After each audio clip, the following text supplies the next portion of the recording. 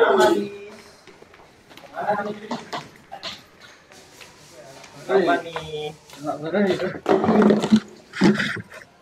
Jangan, itu bukan dari ibuku.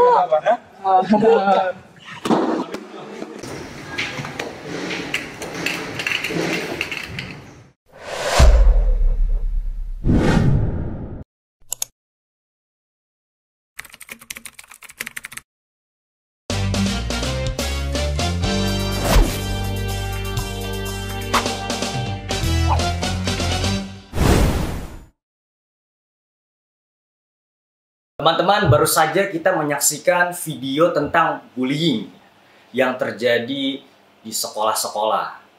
Padahal sekolah yang seharusnya menjadi teman yang aman dan nyaman bagi para pelajar, acap kali kita dapati yang terjadi adalah sebaliknya. Sekolah menjadi tempat yang tidak aman dan nyaman bagi para pelajar. Oke, sebelumnya teman-teman, selamat pagi. Semoga pada hari yang cerah ini teman-teman memiliki hari yang cerah dan juga sesuai dengan harapan. Perkenalkan, saya Keitsar, dan di samping saya ada Pak Harli Pristiono. Selamat pagi Pak Harli. Selamat pagi Mas Kesyar. Gimana kabarnya? Alhamdulillah saya baik. Pak Harli, bagaimana kabarnya nih Pak? Luar biasa. Terima kasih ini sudah kita mau ngobrolin sesuatu gitu. Dan beberapa hal yang memang ya membuat kita harus ketemu sih menurut saya. Gimana? Apa yang akan kita obrolin hari ini? Pada hari ini ya Pak ya, kita akan membawakan salah satu topik. Topiknya ini cukup mencuat sekarang Pak di mata publik nih. Jadi pertanyaan terutama kepada para pelajar ya. Jadi seharusnya nih Pak ya, sebagaimana yang kita ketahui, Yogyakarta itu kan merupakan salah satu kota yang terkenal karena dua. Pertama destinasi wisatanya, kedua Pak, karena titelnya sebagai kota pelajar Pak. Tadi kan kita sudah lihat videonya ya. Betul. Ada satu video kejadian di suatu sekolah gitu. Betul. Nah menurut Mas Kesyar ini sebagai remaja cowok lah ya, gimana itu kira-kira? Kalau menurut saya sendiri, itu merupakan satu hal yang harus kita perbaiki. Ya. Nah, terus kita mau ngobrol apa nih lebih lanjut? Nah, atau pada hari ini sebelum nih Pak, kalau saya boleh bertanya, Pak Harli sendiri kesibukannya apa nih Pak sekarang? Banyak sih. Tapi satu hal yang ya menjadi satu concern kita bersama, beberapa kali saya ketemu dengan Bapak Ibu guru gitu, ngobroli juga tentang TPP KSP. Apa itu TPP KSP? Udah pernah dengar? TPP KSP itu kalau tidak salah Tim Penanganan Pencegahan Kekerasan Satuan Pendidikan ya Pak? Iya, luar biasa. Ini contoh remaja yang bisa mengikuti perkembangan itu ya. Bahwa memang saya bersama teman-teman untuk mencoba mendampingi sekolah gitu ya. Supaya sekolah itu menjadi nyaman, enak gitu. Jadi anak-anak remaja yang di sekolah itu menjadikan sekolah itu benar-benar menjadi rumah kedua gitu ya. Bisa ngobrol, bisa bersosialisasi dan ya sebagaimana layaknya remaja lah gitu. Berarti memang seharusnya sekolah itu pertama menjadi tempat untuk bisa mengembangkan ilmu pengetahuan ya Pak ya. Betul. Kemudian yang kedua bisa menjadi tempat yang nyaman untuk mengembangkan minat dan bakat. Iya, betul sekali. Iya. Cuma terkadang nih Pak yang terjadi di lapangan atau yang terjadi di sekolah-sekolah itu kok malah kasus bullying seperti video yang kita lihat tadi ya Pak. Iya, betul. Nah, terus pertanyaan saya adalah bagaimana nih Pak caranya ini agar kita mampu membangun sekolah yang aman dan nyaman nih Pak, khususnya di Yogyakarta sebagai notabene kota pelajar Pak. Ya, memang rekan-rekan semuanya kadang dengan predikat kota pelajar itu menjadi berat gitu ya, bahwa ada sesuatu yang sedikit katakanlah agak berbeda ya, agak berbeda itu kadang itu menjadi sebuah hal yang perlu kita cermati gitu. Nah kalau dengan kasus seperti itu yang tadi Mas Ke sampaikan, itu kejadiannya di sekolah ya Mas? Di sekolah itu Pak? Di sekolah? Iya betul Pak. Iya. Pertama yang mesti kita cermati, ini semua ya Mas Ke, baik itu guru, kepala sekolah, mungkin juga orang tua, lebih-lebih ke siswa itu sendiri gitu ya. Nah siswa itu sendiri bagaimana memahami. Ini kan sebenarnya perkiraan saya awalnya semacam apa? Gojekan ya. Apa gojekan itu apa ya kira-kira? Bercanda. Betul ya, bercanda. Iya. Nah, pasti awalnya di situ bercanda. Nah, ketika bercanda kan kadang agak kelewatan mungkin bagi si teman bercandanya. Nah, yang perlu kita perhatikan adalah kita mengenali teman dulu. Kadang kita bercanda, teman kita menerimanya sudah, loh ini bercanda atau mengejek atau bagaimana gitu ya. Nah, akhirnya kan tidak terima kan gitu. Nah, kira-kira kalau menurut Mas Ki, batasan supaya kita bercandanya itu nggak terlalu menyentuh kepada hal yang pribadi, kira-kira seperti apa? Kalau menurut saya itu juga diukur dengan kedekatan kita sebagai seorang kawan juga. Misalkan kita dekat nih Pak dengan satu orang kawan, lalu terkadang kita bercandanya mungkin agak berlebihan. Kalau kita lihat karakter orang tersebut, yang ternyata dia tuh kalau bercandain agak ekstrim biasa aja, maka itu tidak masalah. Tapi nanti ada juga batasannya nih Pak, ketika orang tersebut merasa dirugikan. Nah, betul. Kalau orang tersebut merasa dirugikan, merasa menjadi korban, nah mungkin seperti itu Pak, hal-hal bercandaan yang harus kita cegah. Iya, Ya, makanya Pak. kan bagi kepala sekolah, bagi guru, itu harus memastikan dulu ya, kira-kira apa yang boleh dilakukan oleh anak-anak kepada temannya, kan gitu. Betul. Supaya anak-anak ngerti, siswa itu ngerti bahwa ketika misalnya memberikan parapan kepada temannya, siapa dulu yang dipanggil dengan parapannya. Atau seperti kasus tadi yang di video tadi, Betul. ketika merebut tempat makan, kemudian dilempar, nah itu boleh enggak? Batasan bercandanya sampai di mana? Ya pertama pasti kepala sekolah, guru harus memastikan, memberikan pemahaman kepada siswa. Ada hal-hal tertentu bercanda itu penting memang ya. Betul Pak. Misalnya kita ngobrol satu circle gitu kan, sering gitu ya, satu sering circle. Pak, itu sering. Nah kalau kita nggak bercanda terus piye? Iya. Bahkan bercanda itu kalau menurut saya merupakan salah satu ajang supaya kita semakin dekat, Betul. semakin akrab juga gitu Pak. Nah, cuman kan kepala sekolah, guru dan juga orang tua tentu saja ya harus memberikan pemahaman ketika kamu bercanda dengan temenmu sampai di batas mana, gitu. Nah, itu supaya bercandaan itu atau tindakan kita sebagai siswa dengan teman-teman kita itu ndak kebablasan yang menyebabkan teman kita merasa, loh ini kok aku dihina ya, aku kok dilecehkan gitu. Yang kedua, teman-teman, para siswa, Sobat Istimewa Jogja gitu ya, bahwa ketika kita berinteraksi dengan teman ya, kita harus lihat siapa gitu kan ya. Betul. Apalagi misalnya Mas K kelas 12 gitu ya, bercanda dengan kelas 10 gitu. Nah kalau anak kelas 10 kan ya dibercandai, dia mungkin, loh ini siapa gitu. Contoh misalnya Mas K sebagai cowok gitu ya, menyapa anak kelas 10 cewek gitu dengan sapaan yang mungkin bagi temen yang satu kelas gitu, satu rombel nggak masalah. Tapi kalau dengan anak kelas 10 kira-kira bisa nggak menerima dia? Belum tentu ya Pak ya. Betul ya, belum tentu. Karena kan belum kenal kan. Betul ya. sekali. Nah, itu pastikan dulu ya teman-teman Sobat Istimewa, para pelajar di Jogja khususnya gitu, bagaimana memahami dulu berinteraksi dengan siapa. Itu Mas K menurut saya. Itu ya Pak ya. Nah dengan cara itu kan, oh ya satu lagi, orang tua juga harus memastikan bahwa anak-anak juga tahu ketika berinteraksi di sekolah, orang tua juga memberikan batasan-batasan tertentu gitu, apa yang masih bisa diterima oleh semuanya dan mana yang kira-kira, loh kok saya kok seperti digoda ya kan gitu. Gitu saya kira. Berarti memang kalau misalkan kita ingin membangun sekolah yang notabene-nya aman dan nyaman, itu harus dimulai dari 3 hal ya Pak ya. Yang bisa saya rangkum, yang pertama dimulai dari sekolah itu sendiri. Betul. Kemudian dimulai dari orang tua. Ya, dan betul. yang terakhir dan yang paling penting komponen utamanya adalah siswa itu sendiri ya Pak ya. Iya, karena misalnya ya, tata tertib kan pasti sudah ada. Betul. Ya, Peraturan. di peraturan itu, guru BK kan pasti juga sudah memberikan rambu-rambu kan ya. Betul Pak. Nah kalau misalnya siswanya sendiri itu nggak bisa menerima tata tertib, menerima rambu-rambu yang diberikan oleh guru BK itu dengan baik, kira-kira apa yang terjadi?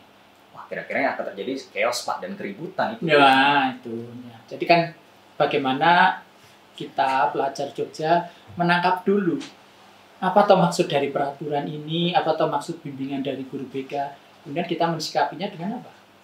Mensikapinya dengan bijaksana ya Pak ya. Betul. Kita dengan menerima bahwa itu adalah sebenarnya untuk menjaga kita supaya nyaman di sekolah gitu ya. Iya betul. Nah itu yang saya kira tadi Mas Ki sudah sampaikan 3 komponen ini gitu penting untuk bagaimana kita bersama-sama memastikan bahwa sekolah itu bisa aman, bisa nyaman. Karena sekolah itu kan rumah kedua kita kan ya. Seharusnya begitu Pak. Berapa tahun kita bersekolah ya? Jadi sudah berapa tahun bersekolah? Kalau saya sendiri bersekolah itu mungkin ini sudah masuk ke tahun 11 atau 12 termasuk dengan universitas perguruan tinggi ya Pak ya.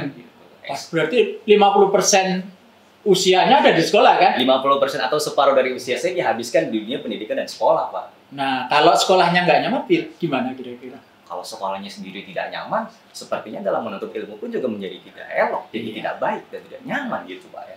Ya saya kira itu. Ya itu poinnya adalah bagaimana ketika sekolah itu sendiri tentu saja di situ ada kepala sekolah, ada guru, kemudian orang tua.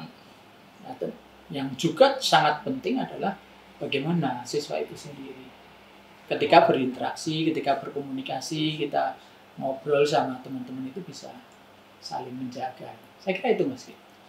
Terkadang di sekolah itu sendiri juga berbagai macam bentuk kekerasan yang Ya, Pak. betul. Nah, salah satunya itu kan bullying Pak. Iya. Nah, pertanyaannya, apakah bullying itu tuh juga termasuk kenakalan remaja dalam bentuk kekerasan Pak? Ya, gini ya Mas ya. Kekerasan di sekolah itu bisa jadi dalam bentuk berbagai macam gitu ya. Ada kekerasan fisik, ada kekerasan psikis, ada perundungan atau bullying itu, dan juga ada kekerasan seksual. Tapi di sisi lain kan kita beragam ya, juga bisa terjadi kekerasan diskriminasi dan intoleransi. Dan yang perlu diingat ini Mas, kadang sekolah melalui kebijakannya gitu, itu juga bisa menjadikan sebuah bentuk kekerasan. Jadi kebijakan yang mengandung kekerasan. Nah jadi kalau perundungan itu ya otomatis sudah merupakan kenakalan remaja gitu. Karena kan pasti ya bahwa ketika terjadi suatu perundungan pasti ada relasi kuasa dan yang lemah gitu bahasa mudanya gitu. Kadang juga yang dibullying itu kan nggak menerima gitu. Nah itu pasti merupakan suatu bentuk kenakalan gitu. Itu sih yang paling utama. Tapi kalau misalkan kebijakan yang tadi Bapak maksud itu, apakah kebijakan itu dibuat oleh murid itu sendiri atau kebijakan yang dibuat oleh sekolah Pak secara umum? Di sekolah ada organisasi kan ya? Iya, betul. Proses kan? Betul. Nah, kadang juga keputusan-keputusan atau kebijakan-kebijakan yang diambil oleh OSIS itu kadang juga bisa menimbulkan kekerasan. Menimbulkan sifat anarkis gitu ya Pak ya, sikap anarkis mungkin.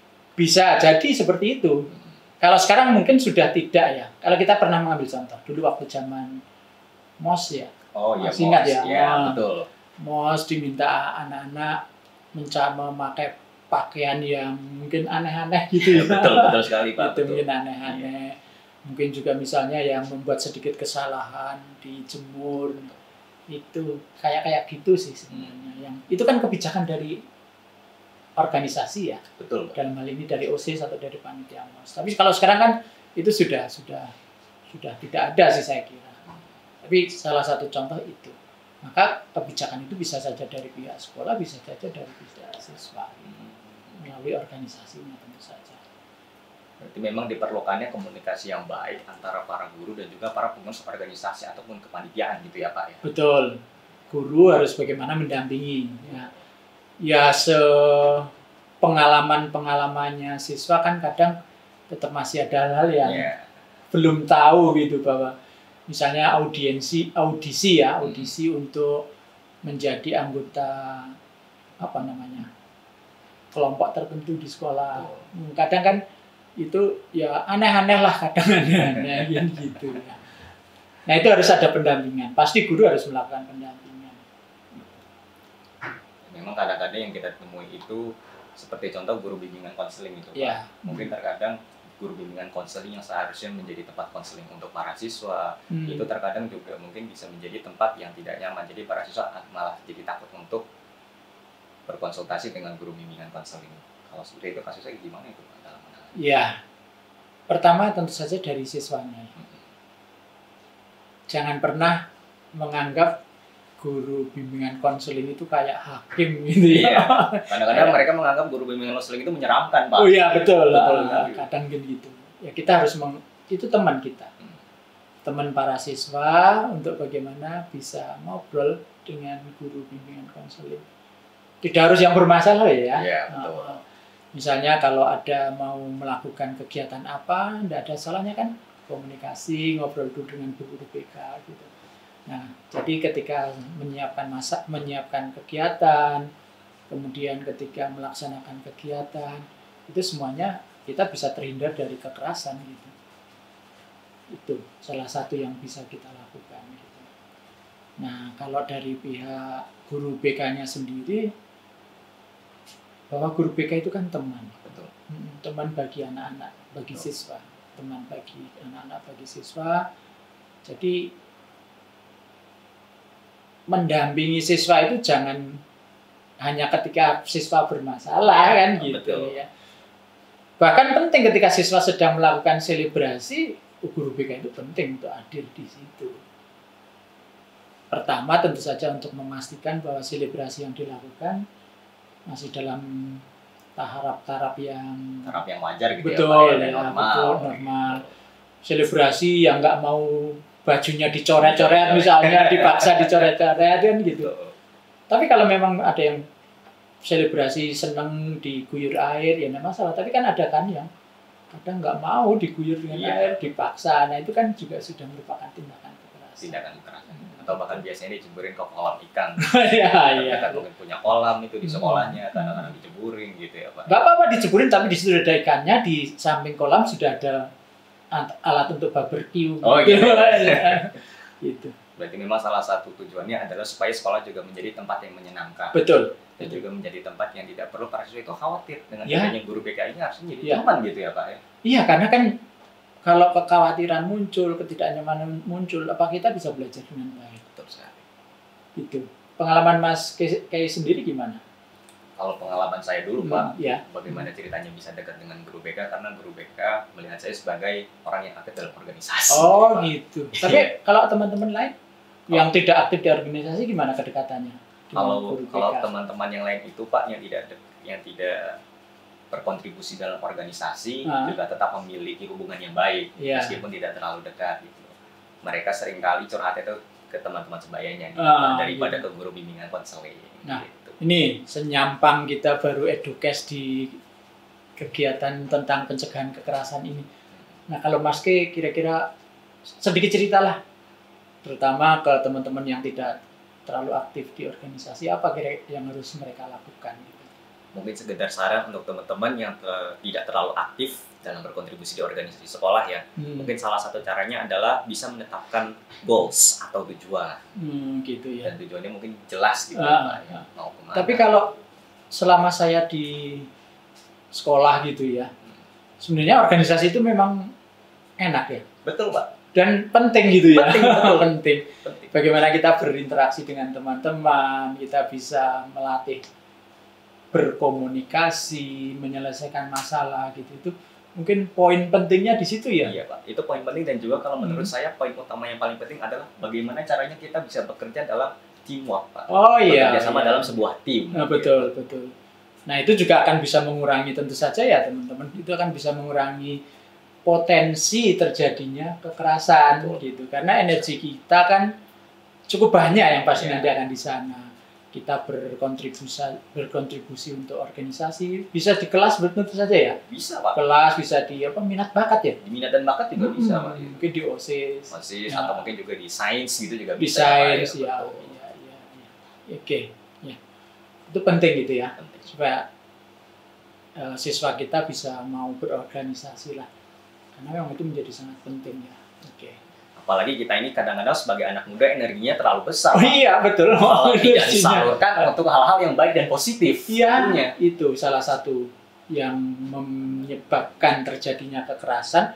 Salah satunya tadi kan bentuk kekerasan bullying ya atau perundungan ya. Kalau energi kita tidak disalurkan untuk kegiatan-kegiatan positif seperti itu, ya menjadikan kita, nah bagaimana menyalurkan gitu. Iya betul. Oke. Nah, sekarang kita coba lihat apa tuh yang pengen dilakukan oleh siswa supaya sekolah itu melakukan apa?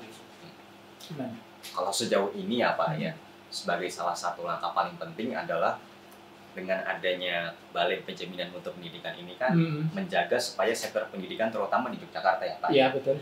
Tidak melenceng dan juga tetap berada di jalan yang lurus. Sejauh ini Pak, langkah apa yang dilakukan oleh Balai Penjaminan Mutu Pendidikan Yogyakarta dalam mencegah nih Pak terjadinya kekerasan di satuan pendidikan? Oh ya, baik Mas. Teman-teman sekalian, sahabat istimewa Yogyakarta, bahwa kami di Balai Penjaminan Mutu Pendidikan mendampingi Pemda, khususnya di dinas ya, supaya dinas bisa membentuk satgas. Satgas apa? Satgas pencegahan dan penanganan kekerasan di satuan pendidikan. Tapi kami juga mendampingi sekolah atau satuan pendidikan untuk membentuk tim pencegahan dan penanganan kekerasan gitu. Itu yang sudah kita lakukan gitu ya. Nah, kami ingin memastikan bahwa ada penguatan tata kelola di situ gitu, baik di Satgas maupun di tim. Utamanya tentu saja bagaimana sekolah memastikan bahwa pembelajaran itu tanpa kekerasan. Pembelajaran yang menyenangkan, pembelajaran yang sesuai dengan minat dan bakat siswa, kebutuhan siswa gitu. Itu perlu kita dorong. Kami terus melakukan pendampingan kepada satuan pendidikan untuk bisa melakukan hal ini gitu. Juga tentu saja sekolah, satuan pendidikan harus bisa merencanakan kira-kira program apa gitu, program apa yang harus dilakukan supaya semua seperti tadi di depan kan sudah kita bahas ya, bahwa sekolah, kemudian orang tua dan juga siswa itu sendiri bisa bersama-sama melakukan pencegahan kekerasan. Maka yang kita terus dorong adalah bagaimana merencanakan. Sekolah itu merencanakan. Bukan berarti kalau di SMA itu tidak perlu parenting loh ya. Itu. Itu perlu ya Pak ya? Masih perlu. Sekolah perlu melakukan parenting. Perlu melakukan pendampingan kepada orang tua siswa meskipun SMA itu ya. Kan kadang parenting itu kan untuk PAUD dan SD gitu kan ya. Betul. Padahal enggak, bahwa sekolah juga harus merencanakan program bertemu dengan orang tua supaya bersama-sama tentu saja untuk bisa melakukan pencegahan itu. Berikutnya, sekolah juga harus memastikan terjadinya suatu sosialisasi. Adanya satu evaluasi tentu saja di dalam kegiatan-kegiatan yang selalu dilakukan gitu. Sosialisasinya itu penting di MPLS itu Mas. Penting banget. Ketika MPLS kan beda ya. Di SD, di SMP, di SMA itu kan beda. Maka ketika di MPLS itu menjadi sangat penting. Bagaimana MPLS di SD, MPLS di SMP, MPLS di SMA itu masuk konten-konten yang berkaitan dengan pencegahan kekerasan. Sosialisasinya penting di sana.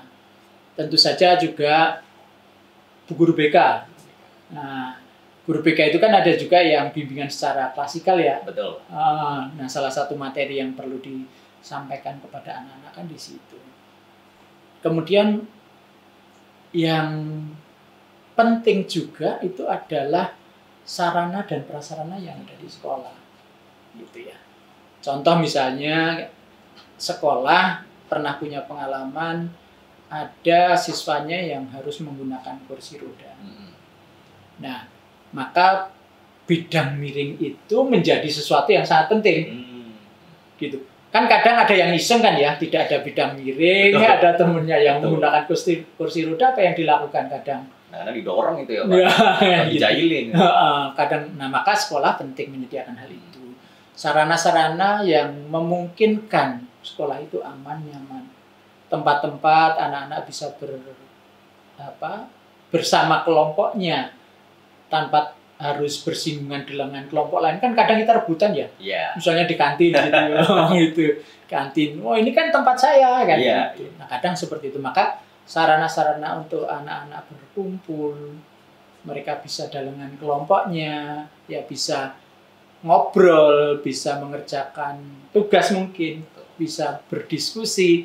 Intinya kegiatan-kegiatan yang menyalurkan energi mereka dalam hal-hal yang positif itu juga penting. Nah, ini yang penting sekali. Bahwa harus ada kanal aduan. Itu kanal aduan. Dan itu pasti sifatnya harus rahasia. Baru nanti dilakukan verifikasi gitu. Tapi penting dulu, pertama langkahnya adalah kanal aduan itu menjadi penting. Dan si pengadu tidak dengan mudah teridentifikasi identitasnya. Siapa? Gitu. Supaya siswa yang merasa ada kita belum bicara tentang terjadinya kekerasan, tapi sudah bicara tentang potensi terjadinya kekerasan, siswa itu sudah bisa menyampaikan ke sekolah, mengadukan bahwa ada kemungkinan terjadinya potensi kekerasan. Nah, dengan begitu kan sekolah akan menjadi nyaman. Anak-anak bisa menjadi lebih nyaman, siswa bisa lebih enjoy, itu kerinduan untuk datang ke sekolah, itu perambolos meneh gitu ya. Gitu. Karena semuanya di sekolah sudah tersedia, seberapapun yang mampu disediakan oleh sekolah, tapi sekolah sudah menyediakan sesuatu. Itu sih Mas. Ya. Lalu kemudian kalau langkah ke depannya nih Pak, dalam menerapkan strategi komunikasi yang efektif Pak, supaya terjadinya pencegahan itu, kira-kira selain pelaporan apa sih Pak yang bisa dilakukan oleh para siswa? Siswa harus aware ya, bahwa potensi terjadinya kekerasan pasti ada. Tetapi di sisi lain bagaimana secara bersama-sama siswa bisa mencoba meminimalisasi potensi itu. Nah, itu tadi salah satunya mengenali siapa temannya. Kemudian mencoba empati. Misal contoh ya, ketika saya menerima kekerasan, apakah saya nyaman? Gitu. Supaya kemudian siswa tidak melakukan kekerasan. Gitu. Itu yang penting. Yang tentu saja juga menjadi hal yang perlu kita biasakan adalah kita semua adalah teman. Kita semua adalah teman. Teman itu menjadi sangat penting. Itu yang perlu kita pastikan ya. Kita perlu pastikan ada di sekolah. Karena kadang-kadang para siswa itu sendiri kurang aware mungkin, atau kurang memiliki kepekaan sosial ya Pak ya. Iya. Atau bisa mencegah hal tersebut agar tidak terjadi. Makanya salah satunya kurangi dengan gadget itu. Kurangi gadget ya Pak ya. Ya kan kita kadang melihat dua orang teman sedang makan bersama, apa yang dilakukan? Main HP itu, main gadget itu ya. Tidak terjadinya komunikasi dua arah gitu. Betul. Ya. Nggak ngobrol gitu, nggak sekedar guyon gitu ya.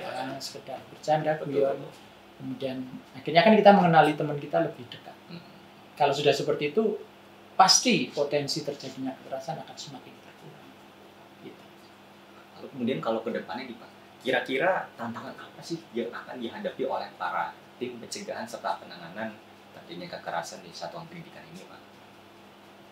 Paling utama komunikasi di antara siswa sendiri. Antara siswa. Ya itu tadi salah satunya.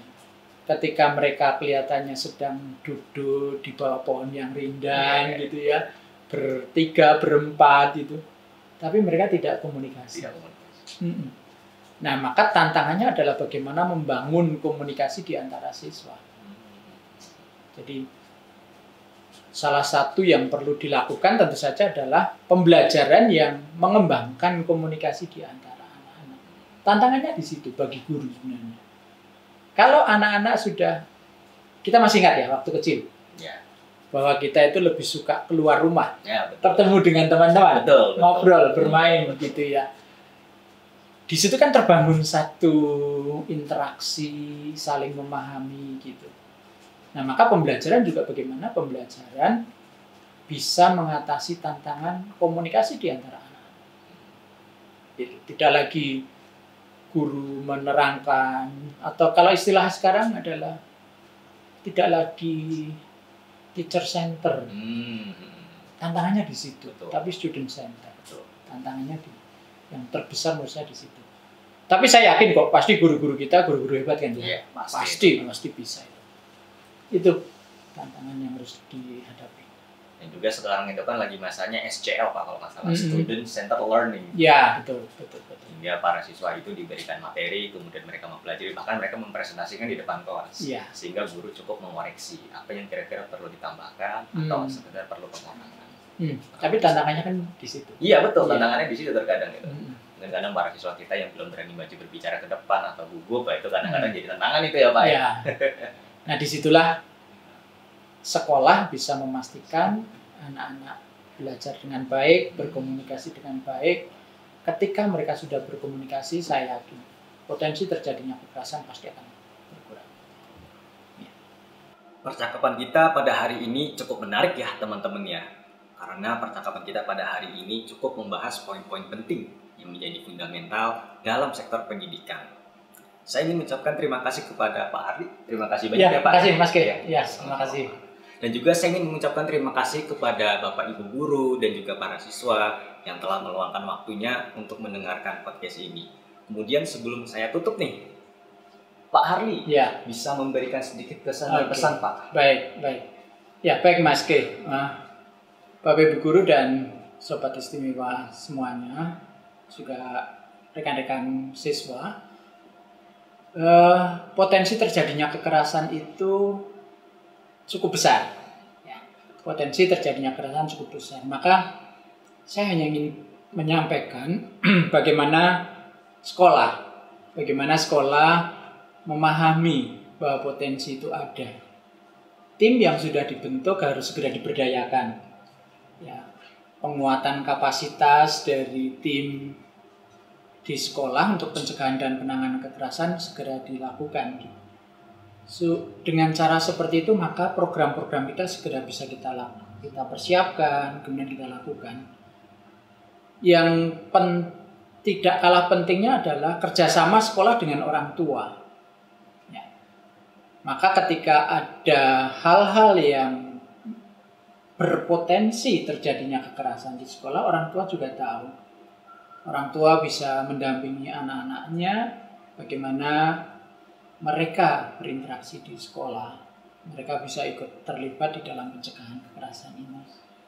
Nah, bagi Sobat Istimewa, rekan-rekan siswa yang luar biasa, bahwa rekan-rekan siswa mempunyai peran yang sangat penting untuk membuat sekolah itu menjadi nyaman dan aman tentu saja. Nyaman dan aman bagi kita semua, baik bagi guru, bagi orang tua, bagi siswa itu sendiri. Maka tolong memahami karakter dari teman kita. Memahami karakter dari teman kita supaya ketika rekan-rekan siswa berinteraksi itu sudah tahu apa yang bisa dilakukan, apa yang boleh dilakukan, dan apa yang tidak bisa dilakukan dan tidak boleh dilakukan.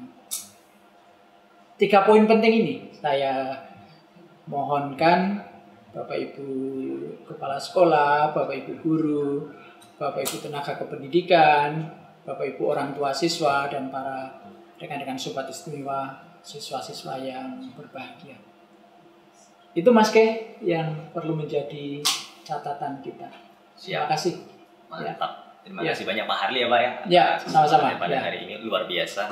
Dari percakapan kita tadi, teman-teman ya, kita bisa belajar bahwasannya untuk bisa menciptakan lingkungan belajar yang kondusif, seluruh komponen itu harus berkolaborasi. Terutama ada 3 komponen yang harus berkolaborasi. Pertama, dari para guru, paling penting. Dan yang kedua, orang tua juga harus berkontribusi dan bahkan terjun langsung dalam mengawasi perkembangan anak-anaknya. Dan yang ketiga adalah anak-anak atau para siswa itu sendiri juga harus berkolaborasi supaya bisa menciptakan lingkungan pendidikan yang kondusif, aman, dan nyaman. Termasuk juga salah satunya adalah dari lembaga pemerintahan ya, sebagaimana yang dibilang Pak Harli tadi, bahwasannya kalau timnya sudah dibentuk bisa segera dilaksanakan dan dieksekusi. Kami berharap bahwa podcast ini bisa memberikan wawasan baru ya bagi teman-teman dan memotivasi kita semua supaya bisa berperan aktif nih dalam membangun sekolah yang aman dan nyaman. Tidak hanya untuk kita teman-teman, outputnya itu nanti untuk para generasi yang mendatang, para generasi setelah kita. Karena kita semua kan tidak mungkin di sekolah selamanya ya. Apalagi kita juga harus berkarir dan juga ada pekerjaan yang harus kita lakukan gitu. Meskipun menuntut ilmu itu harus wajib sampai mati. Jika Sobat Istimewa memiliki pertanyaan lebih lanjut ya, atau ingin berbagi pendapat, jangan ragu untuk menghubungi kami melalui kolom komentar yang telah disediakan ya. Kami sangat menghargai umpan balik dari teman-teman ya, dari Sobat Istimewa terhadap kami. Sampai jumpa di edukasi selanjutnya. Tetaplah terinspirasi, bergerak maju. Untuk apa teman-teman? Untuk kehidupan yang lebih baik. Saya pamit undur diri. Om Swastiastu, salam sejahtera dan kebajikan. Assalamualaikum warahmatullahi wabarakatuh.